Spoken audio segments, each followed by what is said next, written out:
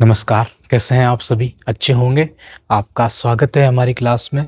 आज हम बात करेंगे जो परियोजनाएँ हैं नदियों के ऊपर, कुछ परियोजनाओं को लेकर जिनसे क्वेश्चन बार-बार पूछे जाते हैं और काफ़ी सरल होते हैं ये क्वेश्चन, लेकिन हम उनको गलत कर देते हैं, पता नहीं हम क्या सोच रहे होते हैं। तो शुरू करते हैं। सिंधु की सहायक नदियाँ हमारी हो गई है और हमने सहायक नदियों को लेकर चर्चा भी कर ली है। परियोजनाओं को लेकर बात करनी है।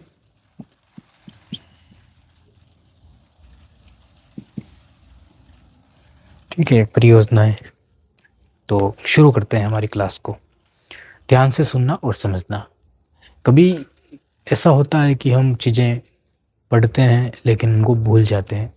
हमेशा याद रखना पॉसिबल नहीं होता है, लेकिन हम चीज़ों को लंबे समय तक कैसे याद रख सकते हैं, ये ज़रूरी होता है। हम एक एग्ज़ाम पर अगर फोकस कर रहे होते हैं तो कितने लंबे समय तक हम फोकस कर रहे होते हैं। मतलब कि 6 महीने बाद हमारा एग्ज़ाम है, 1 साल बाद हमारा एग्ज़ाम है। हमने एक टॉपिक पढ़ा, उस टॉपिक को लंबे समय तक हमको याद रखना है, तो हमारी कोशिश होनी चाहिए कि हम उनको एक आकृति दें, एक पिक्चर के माध्यम से उनको सरल करें और उनको उसके बेसिक की जड़ें हम पकड़ लें। नदियों को लेकर हमने हमारी पिछली क्लासों में जितना डिटेल में हमने जाना और हमने पढ़ा, थ्योरी पे बात की, बेस पे बात की और इन नदियों की लंबाई की हमने बात की। यहाँ तक हमने हर एक चीज़ को अच्छे से समझा, लेकिन काफ़ी सरलता के साथ। आज हम आगे बढ़ रहे हैं, हम सीक्वेंस में बात कर रहे हैं और हम सीक्वेंस में चल रहे हैं। आज मुख्य से 5 टॉपिक हम उठाने वाले हैं और पाँचों टॉपिक यहाँ पे लिख रखे हैं, समझना यहाँ पे। सबसे पहले हम बात करते हैं इंदिरा गांधी नहर को लेकर। पिछली क्लास में भी थोड़ा सा इसको टच किया था और आज की क्लास में भी इस नहर को हम थोड़ा सा टच करेंगे। थोड़ी थोड़ी चीज़ें याद करेंगे, काफ़ी सारी चीज़ें इकट्ठा हो जाएगी। इंदिरा गांधी नहर का किसके लिए इम्पोर्टेंट है, समझना यहाँ पे। यहाँ पे ये राजस्थान है।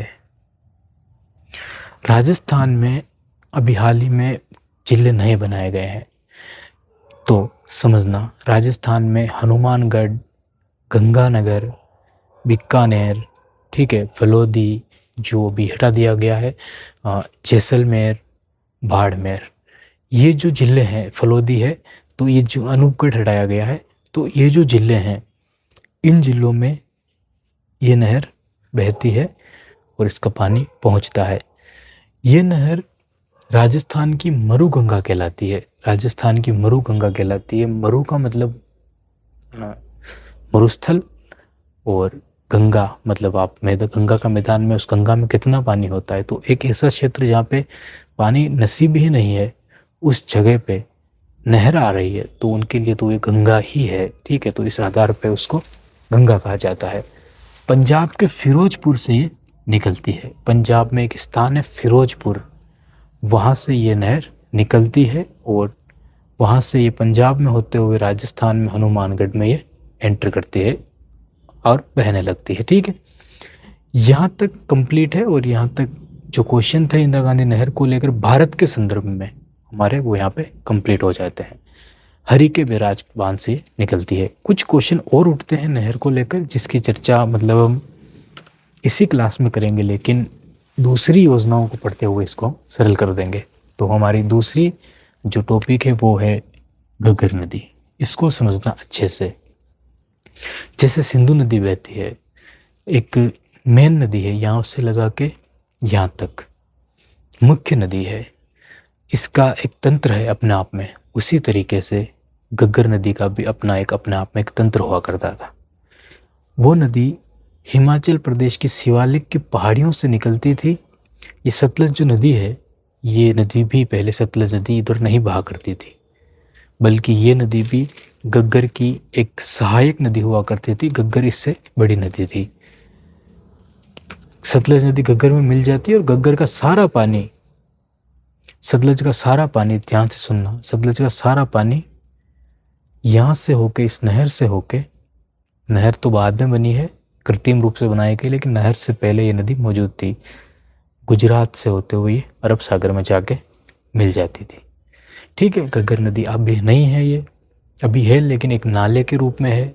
बारिश होती है तो पानी दिखता है, नहीं होती है तो गायब होती है नदी पूरी। ठीक है, यहाँ से शिवालिक की पहाड़ियों से लगा के ऐसे होते हुए ये नदी अरब सागर में जाके मिल जाती थी। इस नदी को हम कहते हैं घग्गर नदी।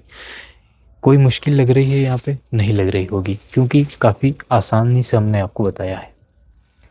घग्गर नदी सूख गई, सूखने के कारण, अगर नहीं सूखी होती तो वो हनुमानगढ़ से निकलती, गंगानगर में जाती, और उसके बाद ये नदी।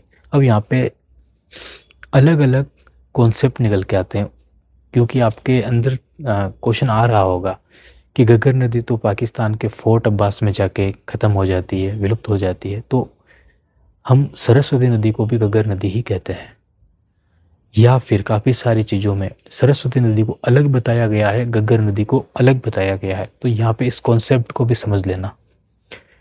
शिवालिक की पहाड़ियों से निकली घग्गर नदी हनुमानगढ़ गंगानगर में होते हुए पाकिस्तान में चली जाती है, फोर्ट अब्बास में जाके ये विलुप्त हो जाती है। ठीक है। सरस्वती नदी इसी की घग्गर नदी सरस्वती की सहायक है, और वो नदी यहाँ पे जाके मिलती है।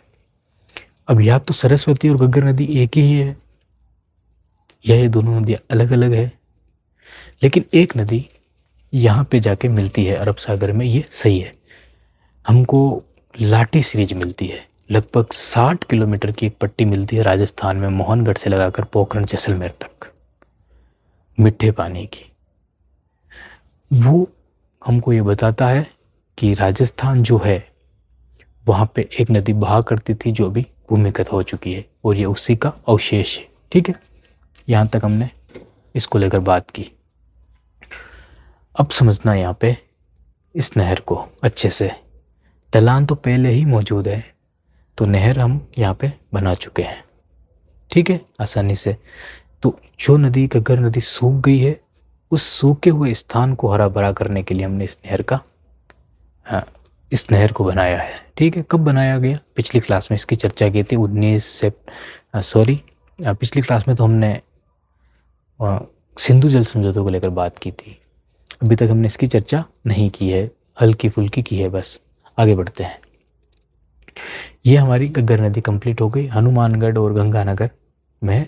इस नदी को मृत नदी भी कहते हैं, जो हिमाचल प्रदेश से निकलती है, शिवालिक की पहाड़ियों से निकलती है। अब आगे चलते हैं भाखड़ा नागल बांध को लेकर, इस पे हम चर्चा करते हैं। इसको ध्यान से सुनना, ये काफ़ी इम्पोर्टेंट है, काफ़ी उलझा हुआ रहस्य है। इसको अगर सुलझा लेंगे तो काफ़ी आसान हो जाएगी टॉपिक। तो समझना यहाँ पे, हिमाचल प्रदेश से लेकर पंजाब तक, क्या ये दोनों एक ही बांध है? नहीं, ये दोनों अलग अलग हैं। हिमाचल प्रदेश के अंदर भी है और पंजाब के अंदर भी है। हिमाचल प्रदेश के अंदर जो बांध है वो भाखड़ा है, पंजाब के अंदर जो बांध है वो नांगल है। ठीक है, भाखड़ा और नांगल बांध परियोजना समझना यहाँ पे। बिलासपुर में बना हुआ है, और बिलासपुर है हिमाचल प्रदेश के अंदर। बिलासपुर के हिमाचल प्रदेश के अंदर सतलज नदी पे बना हुआ बांध भाखड़ा कहलाता है। सबसे बड़ा बांध है ये। सबसे बड़ा बांध होने के बाद ये बांध बनाया गया, क्यों? ताकि सतलज नदी पे ज़्यादा से ज़्यादा पानी इकट्ठा किया जा सके। ठीक है, सतलज नदी पे ज़्यादा से ज़्यादा पानी इकट्ठा किया जाएगा तो क्या फ़ायदा होगा? कभी पानी की कमी नहीं आएगी, और पानी की कमी नहीं आएगी तो ये बांध राजस्थान, हरियाणा, पंजाब, हिमाचल प्रदेश, इन चारों राज्यों में बिजली की जो कमी है उस कमी को दूर करेगा, और यहाँ पे आसानी से हम कैनाल निकाल पाएंगे। दूसरी चीज़, नांगल। नांगल है पंजाब के रूपनगर में। ये बांध भी 13 किलोमीटर नीचे की तरफ है, समझना। ये हिमाचल प्रदेश में बांध बना है, हिमाचल प्रदेश में बांध बना है भाखड़ा, बांध बना है भाखड़ा। पंजाब में बांध बना है नांगल। इनके बीच में लगभग 13 किलोमीटर की दूरी है। ठीक है, पहले बनाया गया भाखड़ा, बाद में बनाया गया नांगल। दोनों बांध में सबसे बड़ा बांध है बिलासपुर, नांगल छोटा बांध है, लेकिन ये दोनों बांध बिजली उत्पादन के लिए मुख्य रूप से बनाए गए हैं, जिनका यूज़ 4 राज्य करेंगे: राजस्थान, हरियाणा, पंजाब, हिमाचल प्रदेश। इनको ये फ़ायदा पहुंचाने का काम होगा। अब आगे बढ़ते हैं, और यही है भाखड़ा नागल बांध। ये आगे बढ़ जाते हैं, यहाँ पे हरी के बैराज बांध आता है। देखो, नांगल बांध से कहा जाता है कि केनाल निकाली जाती है, लेकिन राजस्थान की इंदिरा गांधी नहर परियोजना हरी के बैराज बांध से, मतलब बांध के बाद से निकाली गई है। ठीक है, यहाँ से, और यहाँ पे ये बांध बना हुआ है। भाखड़ा नांगल बांध की कहानी समझ में आई। भाखड़ा नांगल बांध अलग अलग हैं, अलग अलग परियोजना है। परियोजना एक है, बांध अलग अलग हैं। भाखड़ा बिलासपुर में है, नांगल रूपनगर पंजाब में स्थित है। ठीक है, अब आगे बढ़ते हैं। यहाँ पे समझना आप, व्यास परियोजना काफ़ी महत्वपूर्ण है और काफ़ी अच्छे से ये भी एक उलझा हुआ रहस्य है, इसको सुलझाते हैं। पंडो जगह मेहंदी, हिमाचल प्रदेश। ये नदी है व्यास, ये जगह है पंडो, यहाँ पे स्थित है। पंडो, पेंडोह, ठीक है, पंडोह बांध है, मेहंदीपुर में है, हिमाचल प्रदेश में है। यहाँ पे बांध बनाया गया है जिसका क्या नाम है, पंडोह जगह है, मेहंदी हिमाचल के अंदर। एक छोटा सा बांध बनाया गया है यहाँ पे। छोटा सा बांध बनाया गया है क्यों? ताकि व्यास नदी के पानी को रोका जा सके, और रोकने के बाद एक केनाल निकाली गई है, और केनाल के द्वारा बांध पानी किसमें, सतलज में पहुंचाया जा सके। समझे कहानी को? ज़्यादा पानी व्यास का जो है वो यहाँ से सतलज में पहुंचाया जा सके, ताकि व्यास का पानी बर्बाद ना हो। पहला समझ में आ गया। उसके बाद पोंग बांध बनाया गया है कांगड़ा, हिमाचल के अंदर। पोंग बांध बनाया गया है कांगड़ा, हिमाचल के अंदर। ये है यहीं पे आगे हिमाचल के अंदर पोंग बांध बनाया गया है। क्यों? उस बांध के थोड़ा सा पीछे एक झील है, महाराणा प्रताप सागर झील। कौन सी झील? महाराणा प्रताप सागर झील। महाराणा प्रताप सागर झील के पानी को रोके रखने के लिए, उसको स्टोर करने के लिए ये बांध बनाया गया है, ताकि सतलज नदी में जब भी जरूरत पड़े इस बांध को खोल के पानी पहुंचाया जा सके। तो पानी का स्टोर करने के लिए व्यास नदी पे ये बांध बनाया गया है। ठीक है, यहाँ पे। उसके बाद आगे चलते हैं। आगे देखो, हरी के पठान बांध। अब ये बांध सतलज नदी और व्यास नदी के मिलन पे बनाया गया है, और उसी के कुछ सब आगे से ये कैनाल निकाली जाती है, इंदिरा गांधी नहर परियोजना। ठीक है, यहाँ तक क्लियर हुआ? हमने सबको मिला के डिटेल में आपके सामने जानकारी रख दी है। अब हम थोड़ी सी चर्चा करते हैं कालीबंगा सभ्यता को लेकर। कालीबंगा सभ्यता राजस्थान में एक पनपी सभ्यता थी।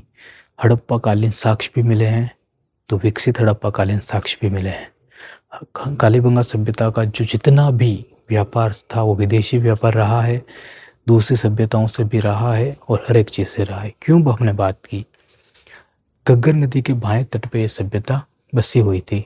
तो ये घग्गर नदी जो यहाँ से बहती थी, उसके तट पे जो सभ्यता हमको मिलती है बाएं तट पे, वो कालीबंगा सभ्यता। जो सभ्यता ताम्रयुगीन थी, लिपि को नहीं पढ़ा जा सका है।